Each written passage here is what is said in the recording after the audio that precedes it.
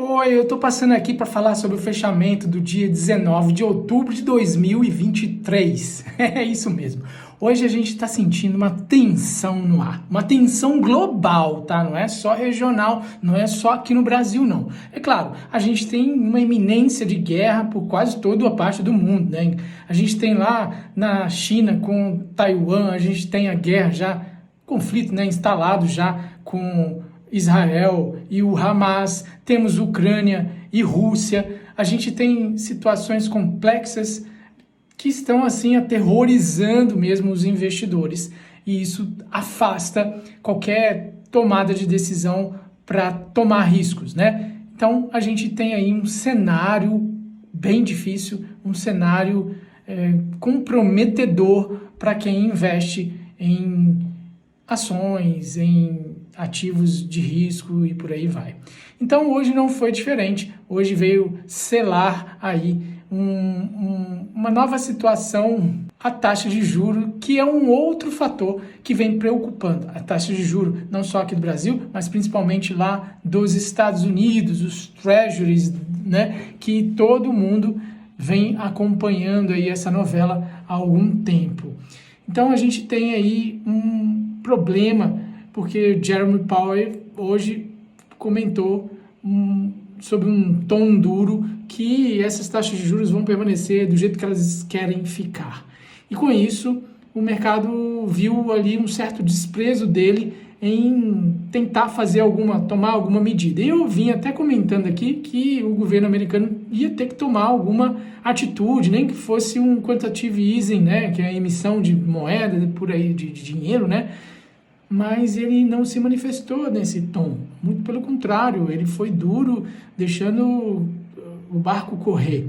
Então o mercado olhou para isso também e aí sentiu bastante, então tivemos queda aí pelo mundo todo praticamente. O mercado aqui no Brasil, Ibovespa, eu estava até operando hoje com um mentorado, de manhã estava bem no reme-reme, né? Essa espera, um compasso de espera da fala do Jerome Powell às 13 horas da tarde.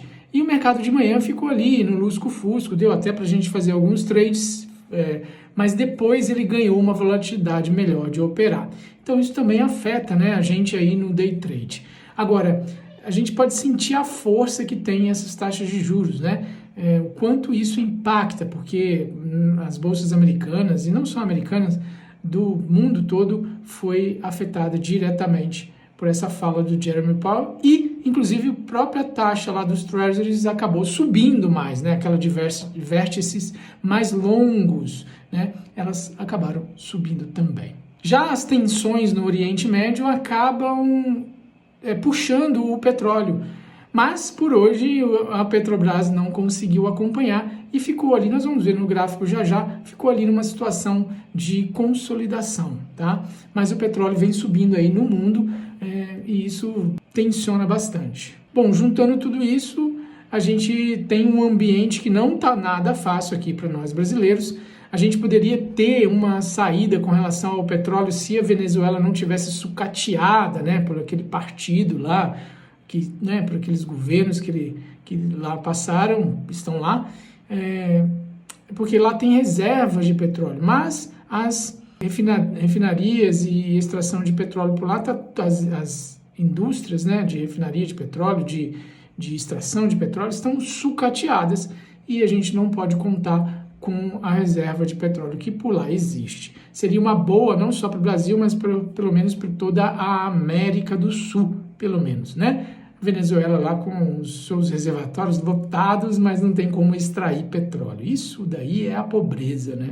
Então a gente vamos aqui para o gráfico, vamos comentar. Ontem eu falei sobre o ouro, acabei não comentando no gráfico, né? Vamos aqui dar uma olhadinha aqui. Então o gráfico do ouro, eu utilizo alguns ativos, no caso eu estou com o OZ1D, né? Aqui a gente vê que ele vem subindo, já ascendendo a zona bipolar de verde, e ele vem aí escapando de uma queda e virando a tendência e subindo de certa maneira com bastante ímpeto.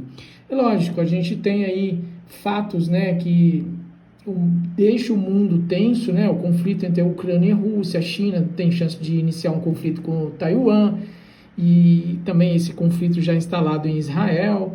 Tudo isso somado aos juros elevados nos Estados Unidos deixa os investidores com medo de tomar risco e eles procuram esse tipo de ativo, né? Ouro, essas coisas aí. Vamos dar uma olhadinha aqui no dólar, conforme eu falei, ele ficou hoje, ele abriu em alta, você pode ver nesse candle vermelho aqui, abriu em alta, mas fechou negativamente. Ele chegou a trabalhar bem lá embaixo, fez aí um trabalho dentro da zona bipolar acesa verde. O Ibovespa, a gente vê também ele trabalhando de uma forma negativa, saindo aqui da zona bipolar, ele chegou a trabalhar lá dentro, a gente deixou um pavio aqui, né, você pode ver aí, mas fechou de forma negativa, assim como os outros ativos. Vamos passar rapidinho aqui o Dow Jones, a gente vê ele fechando aqui negativamente e embaixo da zona bipolar, escapulindo aqui para baixo, seguindo a sua tendência de baixa no diário. Então, o cenário não está